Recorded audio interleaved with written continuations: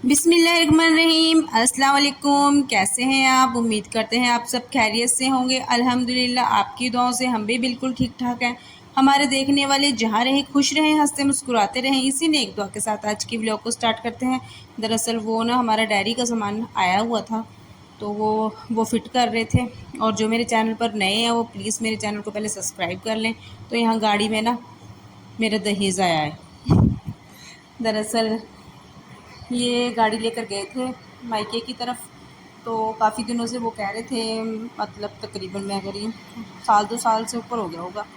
दरअसल वहाँ पर बेड वगैरह पड़े थे, तो वो कह रहे थे ये ले जाने थे। तो काफ़ी दिनों से सोच रहे थे हम लाने के लिए ना, तो इन दरअसल ये वहाँ पर गाड़ी लेकर गए तो खाली आना था वहाँ से, काफ़ी दूर है मायका भी मेरा। तो वहाँ से आते आते ना फिर ये गाड़ी में बेड वगैरह रख कर ले आए।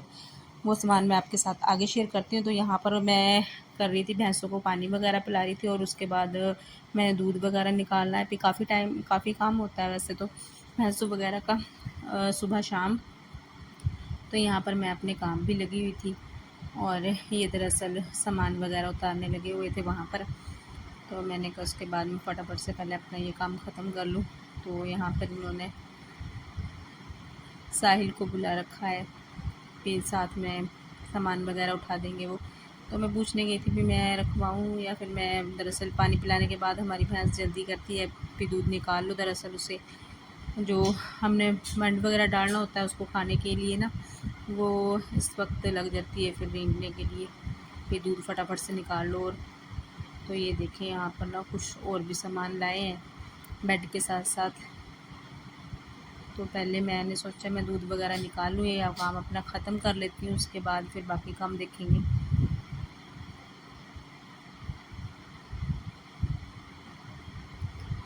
तो दूध वगैरह निकालने के बाद ना दरअसल ये बेड वगैरह पहले तो यहीं पर बरामदे में रख दिए थे। तो शाम टाइम फिर कुछ लोग आगे थे, फिर वो बैठे थे चाय वगैरह देकर, काफ़ी टाइम हो गया था। फिर उसके बाद हमने एक कमरे में दूसरे लगा दिए थे, ये तो पहले लगे थे, इसकी भी जगह हमने चेंज कर दी थी, और ये एक शीशा भी लेकर आए थे। तो मैं ना वैसे भी अंदर समरीन को मैंने झाड़ू वगैरह लगाने के लिए लगाया था।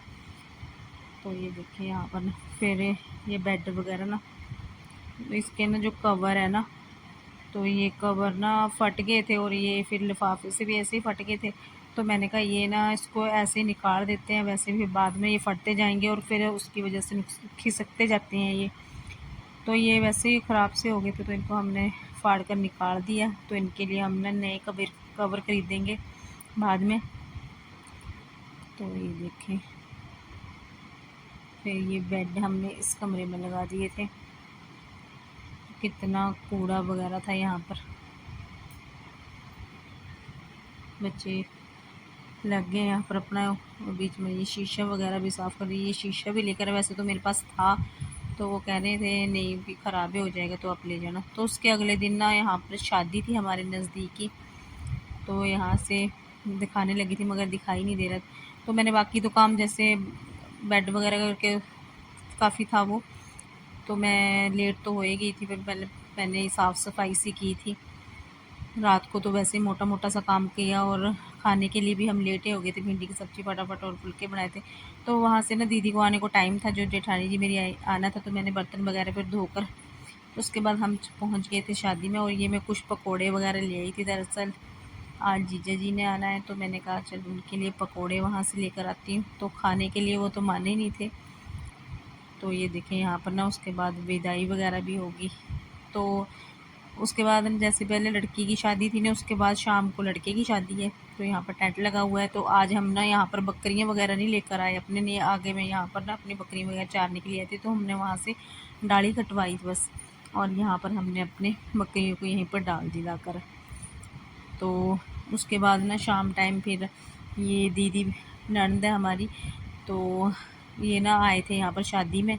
तो मुझे याद आ गया, समरीन कहने लगी थी भी मेरे को ना ईद के लिए सूट काट दो, मैंने नया डालना है। तो हमने तो वैसे सिलाई नहीं थी, इनके लिए कुर्ता पजामा ईद का ला कर रखे हैं, इन्होंने वो भी नहीं सिलाया, बस ऐसे ही पड़ा रह गया। तो बच्चों को शौक़ होता है, तो हमें ये सूट मेरे पास था, तो उसने कहा यही सिल दो। तो ये मैं ना दीदी से कटवाने लगी थी। तो दरअसल मुझे ना वैसे ही डर सा लगता है कहीं गलत वगैरह ना कट जाए, तो ना इस वक्त नींद बहुत आ रही थी, आंखें ना ऐसे चढ़ी हुई थी। तो दूसरे दिन ना मैंने बाकी सारा काम ख़त्म करने के बाद, तो थोड़ी सी रेस्ट करने के बाद, उसके बाद मैं लगी थी कपड़े सिलाई करने के लिए।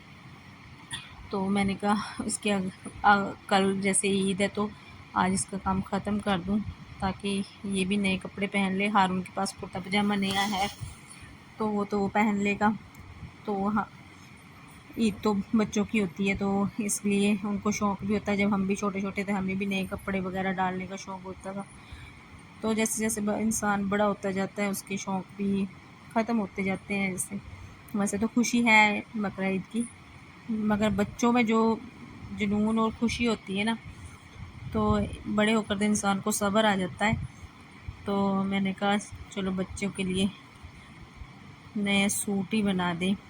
तो यहाँ पर मैंने ये ना इसका सिल दिया था, थोड़ा सा बस पोंचे वगैरह रह गए बनाने के लिए, वो बाद में बना दूँगी।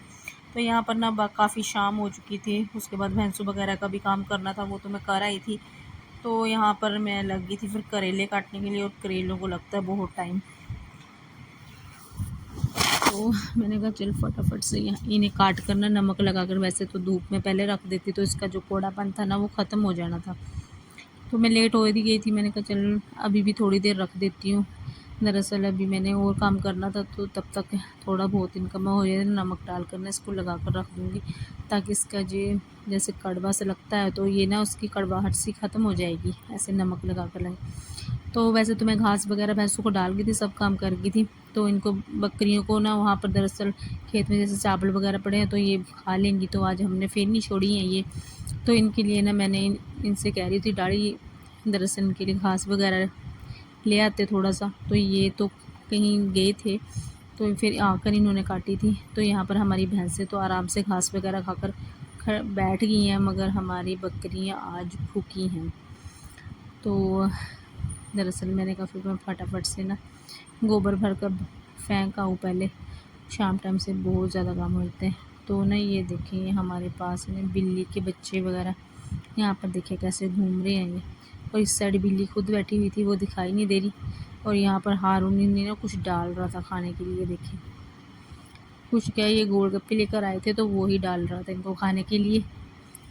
तो इसने पहले 2-3 गिरा दिए थे, मैंने कहा वो नहीं खा रहे हैं तो इतने ख़राब मत कर, पहले खा ले फिर डाल दूँगी। और तो यहाँ पर मैं फटाफट से थाली में लग गई थी, मैंने कहा चल, दरअसल हमारे यहाँ पर गोलगप्पे कहते हैं इनको, और वैसे तो इसे पानी पूरी कहते हैं। तो ये पानी पूरी लेकर आए थे। तो यहाँ पर मैंने कहा ये सब मैं इसमें डाल कर ना ऐसे रख देती हूँ, तो जैसे जैसे खाते जाएंगे। हारून ने खा लिया था, भी बीच बीच में वैसे भी खा ले रहा था, फिर खा भी लिया था वैसे इसने। तो उसके बाद बच्चों ने तो खाना खाने के लिए माने ही नहीं है नहीं, तो इन्होंने फिर इनके लिए मैंने वैसे तो बनाई थी रोटियां, तो ये कह रहे मैंने 2 रोटी ही खानी है।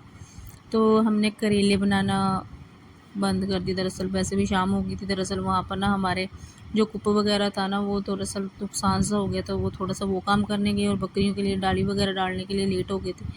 तो बस खाने के लिए भी लेट हो गए, तो करेले मेरे लेट बने क्या, मैंने अब सलाह करी है इनके लिए। तो भिंडी की सब्ज़ी मैंने मंगवा ली थी। अब पड़ोस से ही गाँव में ये सब चलता ही रहता है, एक दूसरे से हम ले आते हैं जब नया हो किसी के पास। तो मैं इसको ना ऐसे ही रख दूँगी लपेट वगैरह के। तो इसको हम सुबह सुबह इसको फिर दोबारा पका लेंगे इसको ना। अभी मैं सारा इंतज़ाम करके ऐसे ही बंद करके रख दूँगी इसको फ्रिज में। तो सुबह उठ कर भी जैसे इसको पकाने रख दूँगी, और बाकी फिर रोटियाँ बन जाएंगी एक साइड। तो इनको ऐसे डब्बे में रख दूँगी मैं डालकर फ्रिज में। और अभी मेरे बर्तन वगैरह धोने को पड़े हैं, इधर मैं दूध गर्म करने लगी थी। मैंने कहा चलो उधर मैं बर्तन वगैरह धो लेती हूँ और इधर मेरा दूध भी गर्म होता रहेगा। तो देखें ये हारून में सराहने वगैरह लेकर चला। तो ये समरीन 2 रोटियाँ बची थी, कहती मैं खा लूँ। मैं कहा और क्या खा लूँ, मैंने कहा खानी तो मुझे बता देती, मैं और बना देती, मगर वो कह रहे नहीं ये चलो पड़ी है तो मैं खा लेती हूँ। आज हमने बिस्तरे भी बाहर किए। तो दूध गर्म कर रही थी मैं यहाँ पर ना। तो आपने दुआओं में याद रखना है हमें, और जो दुआओं में याद रखना। अल्लाह हाफिज़।